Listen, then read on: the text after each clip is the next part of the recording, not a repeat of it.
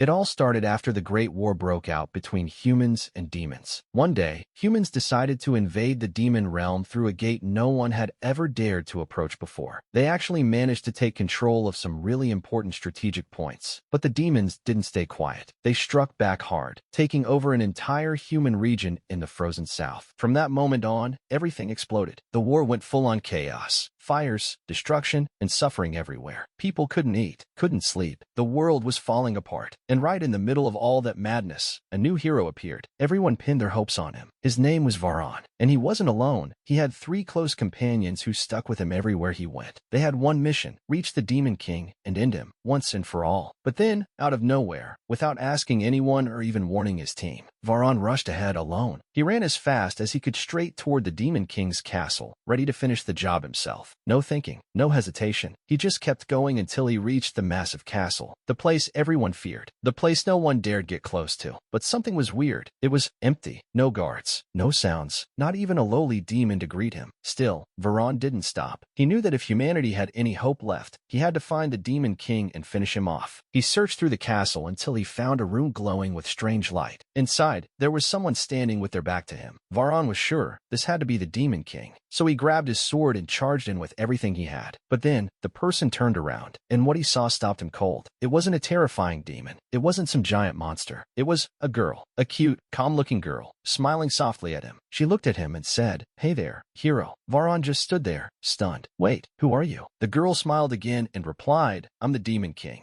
Varan almost passed out. "Come on, don't joke like that. Seriously, who are you?" She just looked at him and said, "I told you, I'm the Demon King." He blinked. How can the Demon King be a girl? She shrugged. "It's just a title. Doesn't have to be a guy." Varan still wasn't buying it. "Even if that's true, I'm still going to kill you. That's justice." But instead of fighting back, she kept talking to him gently, calmly. She said she'd been waiting for him, that she just wanted to talk. Varan was confused. He didn't know if she was serious or messing with him. But then she dropped a bomb. "You're going to be mine." Varan exploded. "Are you insane? Do you even see what you've done? Do you know how many innocent people died because of you? We were living peacefully in our forest villages until you demons invaded. Now everything's ruined. Famine, death, destruction everywhere. And it's all your fault." But she didn't flinch. In fact, she spoke calmly, almost wisely. She pulled out a piece of paper and said, "Let me explain something. Take a look at this economic report." Varan looked at the paper like it was some kind of washing machine manual. "What am I supposed to be seeing here?" She told him it showed that the war had actually helped the human world. And then she said, "Come see for yourself." He started reading, and the more he read, the more shocked he became. The war hadn't just affected the demon realm. It had changed the humans, too. In some ways, for the better. He said, "Okay, maybe there's some truth to that. But that doesn't mean the war should keep going forever." She nodded. "I agree with you. But humans gain from this war too. Traders are thriving. The church is making money. Soldiers have status. The whole country is selling weapons and food. If this war suddenly stops, Varan, it'll cause an economic disaster. People will go hungry. Nations could collapse into chaos." For the first time, Varan started to actually think about what she was saying. Maybe this girl wasn't just some evil villain. Maybe she really had a bigger perspective. He looked at her and asked, "So what do you want me to do now?" She smiled and said, "You and I, we work together. We end this war from the inside and create a peace that satisfies both sides." Varan didn't trust her. "You want to team up with me?" She nodded. "More than that, I think you deserve to rule the world with me. Half for you, half for me." But the Demon Queen had one condition. All of this would only happen if Varan became hers in the end. His face turned red. He was clearly flustered. It was the first time anyone had ever said something like that to him. And to be honest, her offer really got to him. He even stood up and said calmly, "All right, I won't fight you anymore." The Demon Queen was thrilled. Her eyes sparkled like she'd just won the greatest battle of her life. She smiled, looked at Varan, and said, "With our strength, yours and mine, we'll face anything together. We'll build a new world." Once things had calmed down a bit, Varan asked her, "So, what's the first thing we're going to do?" She answered with full confidence, "Follow me." She took him to a newly founded village called Winter Village. She told him, "No one knows who we are here. This is where we'll start fresh. We'll keep all our work hidden." Varan asked, "But what if someone finds us?" She smiled and said, "Don't worry. I've planned everything. We're headed to meet one of my subordinates. She's already prepared the castle for us." As they approached the place, they suddenly heard someone shouting loudly in the distance. The queen immediately turned and hissed, "Quiet. You're going to blow our cover. No one can know we're here." Turns out, the person yelling was the head maid, someone very close to the queen. Back in the day, she even led demon armies. Varan stared at her in disbelief. She used to command entire armies? The head maid walked them them into the castle and confidently said, "Don't worry, no one's going to find out the queen is here. I told them you're a noblewoman here to do agricultural research and teach the locals farming techniques. That way, no one would suspect a thing." But the bigger problem was the humans. They still believed Varan had killed the demon queen, so they came up with a clever little plan. They'd spread a rumor that the hero and the queen had a fierce battle, and both were severely injured. The queen is now healing in the castle, and Varan fled before the demon reinforcements arrived. Smart, right? But they weren't even sure how they'd pull it off yet. Later, the queen, Varan, and the head maid toured the farmland. They started planning how to make the land produce 4 crops instead of 3. Their goal was to feed more people, end famine, and protect the soil, because wheat, on its own, drains it too fast. They went back to the castle, and it was a peaceful, beautiful day. But suddenly, they heard horses, loud ones, coming from the stables. They rushed out and saw 2 little girls, clearly on the run. Their clothes were torn, they looked exhausted and terrified. The head maid said immediately, "I'll take care of it. I'll return them to their master." But Varan looked heartbroken. He could tell they'd been through a lot. Their eyes were full of fear. Then the queen stepped in and said, "No, clean them up. Give them fresh clothes." And just like that, the girls were washed, dressed, and given food. After they finished eating, the older girl knelt in front of the queen and said, "Thank you. Thank you from the bottom of my heart for what you did for us." But she was still scared. She begged, "Please, don't send us back. We can't go back there again." Right then, the head maid walked in and coldly said, "You have no wealth, no status. You don't get to decide your own fate. You should leave before you bring us trouble." As usual, she saw slaves as nothing more than insects. But later, she was speaking with the queen and slipped up. She said, "Honestly, who doesn't want a few servants around?" The queen seized the opportunity. "Great, then keep them. Let them work for you, if you're not going to kick them out." And just like that, the head maid agreed. The 2 girls hugged each other. Their smiles felt brand new, like they'd finally found a place where they belonged. Some time passed, and we see the queen now taking on a totally different role. She's teaching the children of noble families in the village. Reading, math, even history. It's clear she's trying to live a different life now, away from kingdoms and war. But it wasn't easy for her. One day, Varan was walking through the castle and found the queen sitting alone on the stairs, looking upset. He asked what was wrong. She sighed, "I can't handle these kids. I grew up among demons, not humans. I swear, I almost turned one of them into a frog today." Varan laughed and teased, "Don't you go study with the village elder?" She nodded. He said, "Then I'll go with you next time." As they walked together, she looked at him and said, "I'm really happy you're here, and I'm glad we're working together." 3 months passed, 3 months of planning, working, and building. And finally, they saw results. The new farming system was working. Crop yields doubled. Famine was ending. The villagers had hope again. Even the village elder respected and trusted the queen now. That was their first big goal, and they nailed it. But the work wasn't done. Next stop, the church. Since the church educates and guides the people, they needed to spread the new agricultural ideas through it. When they finally arrived, one of the servants greeted them and said, "One moment, I'll go get the head priestess." Varan and the queen were excited. They'd finally made it to the church. But then, the head priestess walked in. She was calm, serious, and had an undeniable presence. The queen introduced herself. "I'm the Crimson Scholar. I specialize in agricultural research. I've come from a village in the south." Varan stepped forward and added confidently, "I'm the White Swordsman, her bodyguard." But the priestess raised an eyebrow and gave them a strange look, like something didn't quite add up. Suddenly, the head priestess stood up and yelled, "You're not the White Swordsman. You're the hero." She asked, "Where have you been all this time?" "If you don't remember me, let me remind you. I was one of the 4 who went on that mission to kill the demon queen with you. But then, out of nowhere, you left us. You just left a note saying you'd finish the mission alone." Varan looked her in the eye and said honestly, "I was upset with all of you, even from the beginning." But before he could finish his sentence, smack, she slapped him right across the face. The whole church gasped. She shouted at him, "I worried about you for years. I prayed you were safe. And now you show up and say that." Varan tried to apologize, but the tension was thick. She glanced over at the demon queen and said, "And to make it worse, you show up with her? A girl that pretty? You're unbelievable." The room was on fire with tension, and Varan didn't know what to say. But the queen jumped in quickly. She said, "The hero did injure the demon king, but then he got attacked by another demon and was badly wounded. I found him by chance and helped him recover. Once he healed, he chose to stay by my side as my personal guard to repay the favor." Surprisingly, the head priestess believed that ridiculous story. She even apologized for her outburst. Varan, trying to shift the mood, asked, "So tell me, how did you end up becoming head of the church?" She told him that after hearing he went to the demon king's castle alone. A month later, news spread that he had sacrificed himself to defeat the king. People celebrated celebrated and the rest of their group got rewarded. But I refused to get rich off your death, she said. So I came back to the church to help people, to teach, and to spread light to those in need. It was obvious she had been carrying a lot of pain. So Varon tried to change the subject. All right, he said. What about the other two from our group? Where are they now? She told him the old man took his reward and left, joined an intelligence group down south, probably chasing some peace of mind. Then Varon nervously asked about someone named Maggie. His expression changed just from saying her name. The priestess sighed. Maggie went looking for you, she said. She went alone into the demon realm. I tried to stop her, told her to wait so we could go together, but she disappeared that very night. That hit Varon hard. He went quiet for a moment, but the queen stepped in again, bringing the focus back. We're here to ask for the church's support. She pulled out a small box from her bag and opened it in front of everyone. People leaned in confused. The queen smiled and said, "This is a magic crop, potatoes. They grow underground, safe from birds and heat. They're easy to store, and if distributed properly, they could end hunger in remote areas." The head priestess was amazed. This could save thousands of lives, and it protects the soil, too. The queen nodded. But I need one thing in return. Build a church in Winter Village and teach the locals these modern farming methods. Then we can spread the knowledge to surrounding areas. The head priestess paused and asked, "What's your real goal in all this?" The queen replied calmly, "A future without war, without famine." The priestess agreed immediately, but added, "Fine, but I'm coming with you to the village myself." Varon tensed up. The queen's expression changed, too. That village was supposed to stay secret. If the church found out the hero and demon queen were hiding there, everything could fall apart. Varon tried to talk her out of it, but she wouldn't budge. She had already started to grow suspicious. Still, in the end, she agreed, on one condition, and left. Not long after, news about the new farming techniques and the potatoes spread fast among merchants. One night, the queen noticed that Varon wasn't in the castle. She searched until she found him in the stables, dressed for travel and carrying a bag. She looked at him and said, "I know you're going to look for Maggie, and I know there was something between you two. I'm not going to stop you." She stepped closer and added, "But I'm not letting you leave empty-handed." She took him to a secret room in the castle and showed him a rare Iron Knight's armor from the demon realm. It looked terrifying and powerful. She said, "Lately, the demon world has been stirring again. I need you to go there and set things straight." She handed him official letters he could use to contact key figures in the demon realm if he needed help. Varon looked at her and said, "I owe you so much. Thank you for everything." A few days later, we see the queen in a grand hall, negotiating with the region's top merchant. They were discussing expanding the farming system, not just in the village, but across the region. She began explaining, "I brought you corn. It's a secondary crop, doesn't need much water or care, just temperatures around 30 degrees. You know those lands in the middle nations no one dares touch? They could be paradise if we use them." The merchant listened closely. She continued, "I know it's risky and takes a lot of investment, but if you build small settlements and house workers there, you could create the biggest agricultural and economic market on the continent. And once it starts, it's not just corn. You'll have buyers for wood, fabric, iron, everything." The merchant raised an eyebrow. "So, you're just giving me all this information for free? Tell me what you really want." The queen, as calm as ever, said, "I don't care who wins. I only care about ending this war." The merchant paused, then suddenly got angry. He stood up and shouted, "This war won't end until we defeat the demon army." Outside, the atmosphere shifted. A strange group in black robes, accompanied by flying spirits, watched the meeting from afar. Something big was clearly brewing, but the queen stayed calm. "We need to open trade between humans and demons," she said. "Economic exchange will break fear and hatred." The merchant narrowed his eyes. "What made you think like this? And why should we help you now?" The queen looked him in the eye and said, "Because if we do, we all win." He stared at her for a long second, then smiled and said, "Any idea that can help our future is worth following." They shook hands, sealing the deal. Outside the castle, the group in black quietly walked away. It felt like they had gotten what they came for. As the merchant was leaving, he glanced back at the queen. Her beauty clearly got to him. Out of nowhere, he asked, "Would it be okay if I asked for your hand?" The queen was caught off guard. She hesitated. He smiled and said, "All right, maybe next time then." And with that, he left. Now we cut to the old man, one of Varon's original companions. He and Varon used to dream of wiping the demon kingdom off the map. He's sitting with the crown prince, who says, "Did you hear what's going on?" The old man is confused. The prince explains, "That potato crop that spread like wildfire. It came from a scholar, but the church is the one distributing it. And that's not all. The church even offered the crown prince a deal. They'd help develop new farming tools, build schools and infrastructure, even set up windmills, all in exchange for wheat, sheep, and pigs." It was a huge deal, because it might actually end famine and improve the kingdom's food supply. And that was all part of a bigger plan, to end the war and work with the church to make that dream come true. Back to the demon queen.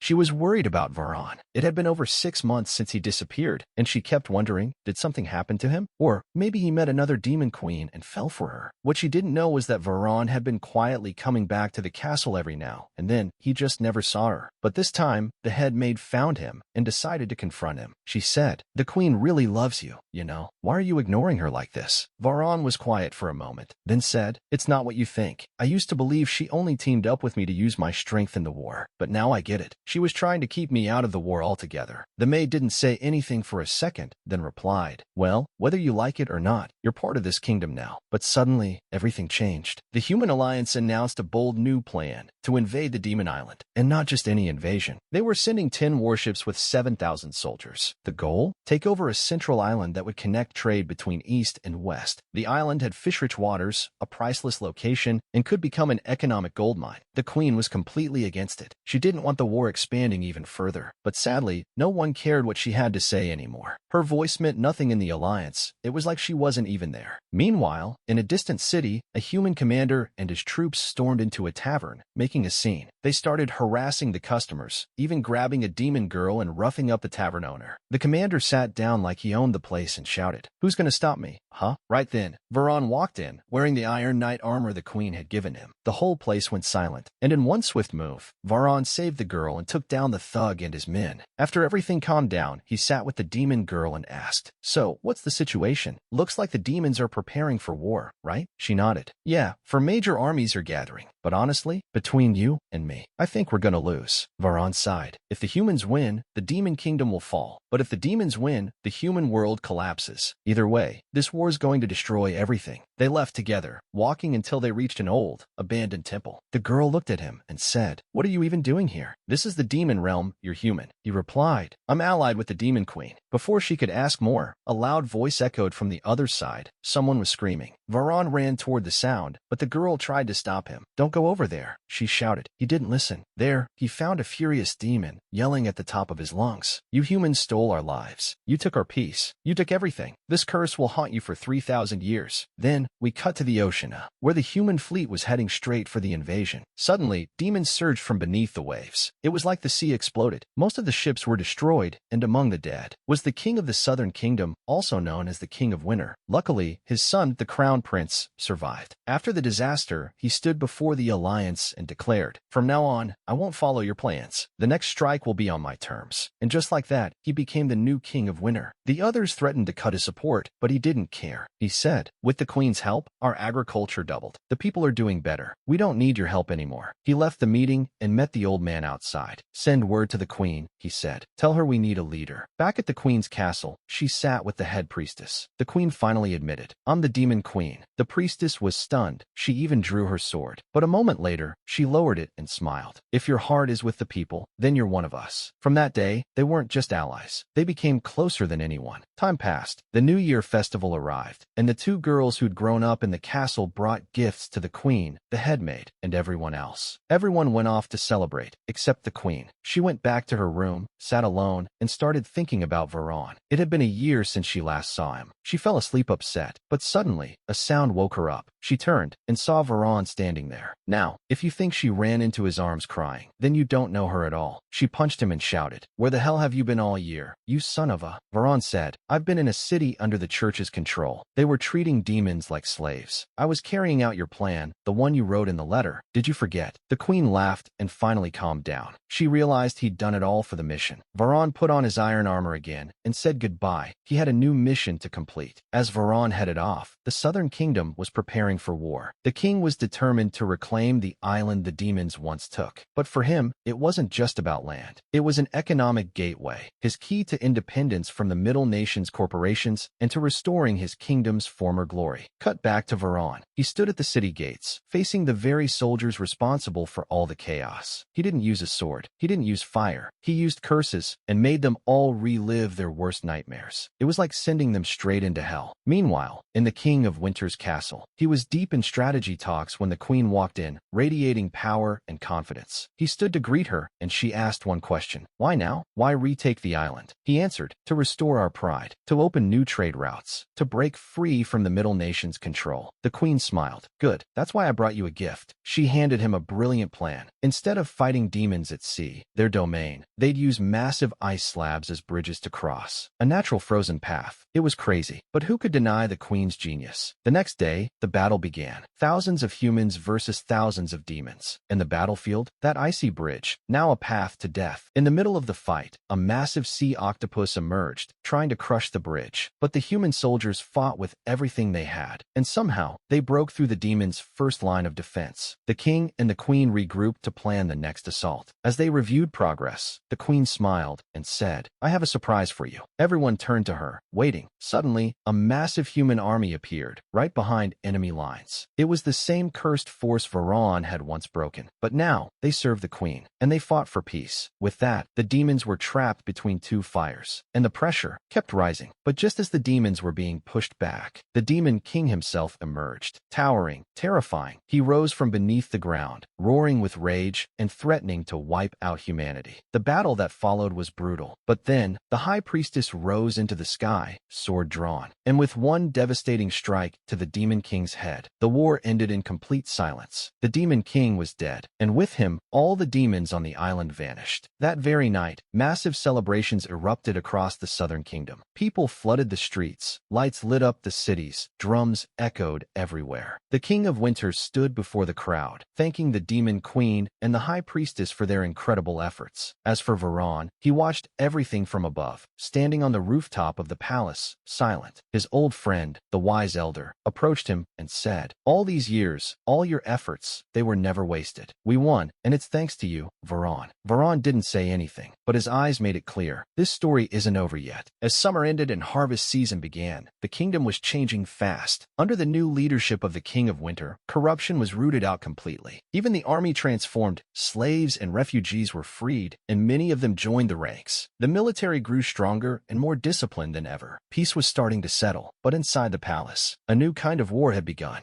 The queen versus the priestess. And the reason? Varan. We see Varan sitting outside the palace, having a serious talk with the priestess. She says, look, you need to choose me or her. One becomes your wife, and the other, your mistress. You can't keep playing it both ways. Later, Varan returns to the palace where the queen is waiting for him. She's literally brushing his hair like a spoiled child. She teases, don't you have that meeting tomorrow with the city gate council? Varan nods. Yeah, I'm going as a representative of the demon kingdom. They call me the Black Knight now. But the queen doesn't trust the meeting. She warns him about the emperor's dragon, but Varan says, come on, she's always helped me. Even his daughter, the dragon princess, is super kind. The queen mutters under her breath, yeah, and that's the problem. Varan hears her and laughs. She plays it off, saying, fine, go to the meeting, but come straight back. Varan jokes that there's a festival afterward, but quickly explains that its purpose is to bring humans and demons together to finally end the war. Meanwhile, at the church, things aren't so cheerful. The Alliance commander is on trial. She's sentenced to death for abandoning the city, allowing demons to take over. It's chaos. Back at the Eastern Fortress, Varan is joking around with the fortress commander, when suddenly, the dragon princess walks in and flirts with him, right to his face. Like, calm down, lady, is there no other man in this kingdom? Back in Winter Village, a sudden earthquake shakes the land. Why? Because a key ritual hasn't been performed in the demon realm. The queen must return immediately. That night, the queen and the priestess both stand outside Varan's room, arguing over who should go in first. The head maid gets tired of the drama and just shoves them both inside and locks the door. Varan wakes up startled, only to find both of them sleeping beside him. The next day, the queen tells the priestess that she's heading to the demon realm for a while. She puts the maid in charge of watching over Varan and hands her the disguise ring, just in case. Varan tells her goodbye. I'll be waiting for you. Meanwhile, chaos erupts at the church. They've lost their grip on the southern kingdom, and their influence is slipping. Some even start calling the queen a heretic. They mock the crops she introduced, saying potatoes and corn are demon food. Things spiral out of control. Later, a high-ranking merchant arrives at the palace with important documents. But surprise, the queen isn't there. She's still in the demon realm. Remember the disguise ring? Yep, it's go time. The maid puts it on and transforms into the queen, perfectly. She was trained for this. The voice, the walk, the expressions, flawless. She plays the role as she meets the merchant. But mid-conversation, Varan walks in and interrupts. He snatches the ring off her finger, revealing the maid's true form. She walks away in silence, embarrassed. Varan then takes the merchant and begins teleporting him through several magic gates, until they reach the city gate, where humans and demons live side by side in peace. Meanwhile, the queen has reached the demon kingdom, and before entering, she stops at the tomb of former demon kings. She turns to the head maid and says, "If I come back, and I'm not the same, kill me." Back in Winter Village, the priestess is sitting with Varan. She holds out her hand and says, "Make me your knight. Let me go with you on your next mission." Varan hesitates, then agrees. The village is thriving. Crops are healthy. Food is stored for winter. Everyone is finally at peace. But of course, happiness never lasts. Suddenly, two messengers from the church arrive, and they're furious. "You've gone too far," one of them says. "Prepare your army, or we'll treat you as enemies." The king, Varan, and the priestess gather to read the full letter. The church is officially accusing the queen of heresy. Why? Because of her new ideas. Because of the crops she's growing. Because she wants peace. They declare the church is not a school and demand the queen be handed over for execution. They plan to wipe out her legacy completely. But here's the problem. The queen won't be back for 2 more months. Varan thinks for a moment, then says, "I have a plan. Here it is." The maid will wear the disguise ring again, pretending to be the queen. When the church soldiers come to arrest her, Varan will intercept and rescue her at the last second. The priestess is furious. "That'll make you an outlaw," she warns. "I know," Varan replies, "but we don't have any other choice." The day arrives. The maid, disguised as the queen, stands in the plaza. The people are anxious. No one knows what's going to happen. The church king arrives with his army, alongside the king of the southern kingdom. The crowd is massive. "Where is she?" the church king asks. The southern king points at her. Soldiers move in. They bind her hands and neck with chains of wood. The church king steps forward and announces to the crowd, "This woman is the demon's puppet. I'm here today to protect you from her, and anyone who sides with her will share her fate." As the people watched in shock, the soldiers began beating the queen mercilessly. No one could believe what they were seeing. Was she really allied with the demons, or was something else going on? When the king of the southern kingdom tried to calm the furious elder beside him, something unexpected happened. The maid, still disguised as the queen, began to speak, but not with royal authority. With raw honesty, she told them her true story. "I'm just like any of you. I've struggled since I was a child. I was born into a poor family with 6 siblings. One of my brothers broke his arm while working the fields and died soon after. Another was summoned by the landowner, and we never saw her again. My other siblings fell ill one by one, and I couldn't save any of them. Only one sister was left, and even surviving until today was nothing short of a miracle." The church king struck her across the face, demanding silence. But she stood firm. "I'm not evil. I'm human, and all I've ever wanted was to help. But you keep following these priests, men of the church, just because they wear holy robes. They've turned religion into a weapon, a tool to control you. They don't care about your hunger or your pain. All they care about is power." And then everything changed. The crowd, moved by her words, turned on the church soldiers. They began throwing stones at them. And when the church king gave the order to execute her, the king of the southern kingdom finally stepped in. He stopped the execution, declared that the queen was now under his personal protection, and formally withdrew from the alliance. From that moment on, the queen was safe, and everything the southern kingdom once shared with the church was officially over. Later, Varan and the priestess met with the maid, expecting backlash since she hadn't stuck to the plan. But instead, Varan thanked her. He told her, "Your words didn't just sway the crowd. They could have turned an entire army." That speech changed everything. Even the king himself was shaken. And that's when things took another wild turn. War. Yup, just like that. The southern kingdom began preparing for war, this time against the central nations. And for the first time ever, even the former slaves began to rise. They started demanding their rights, speaking out against abusive landowners and the broken system. The king held an emergency meeting to figure out what to do next. One advisor confidently said, "Don't worry, the central nations won't attack right now. They're still tied up in their war with the demons. They won't abandon their borders just to attack us." Varan asked, "But what do they even want from us?" The priestess answered, "The church and the central nations want to unite the world under the banner of the light." Sounds noble, right? But the truth is, they don't care about unity or peace. What they want is wealth, to control the world's resources, power, knowledge, and respect. Everything. And in their perfect world, everyone else is beneath them. If they succeed, the church and the central nations would own everything. The rest of humanity would suffer famine, poverty, and endless oppression. So going to war with them directly would basically be suicide. That's when the heroes came up with a new idea. Grow grow the population. The more citizens the kingdom had, the stronger and more stable it could become. But how do you get people from other countries to leave their homeland and come here? By offering what no one else can. The maid pitched her idea. We need to show outsiders that here, there's no slavery. Everyone is free. Everyone has rights. Anyone who works hard will be rewarded. We even need to lower taxes to make life better. Everyone paused. The king nodded. It's a good idea. But first, we need to assess where we stand right now.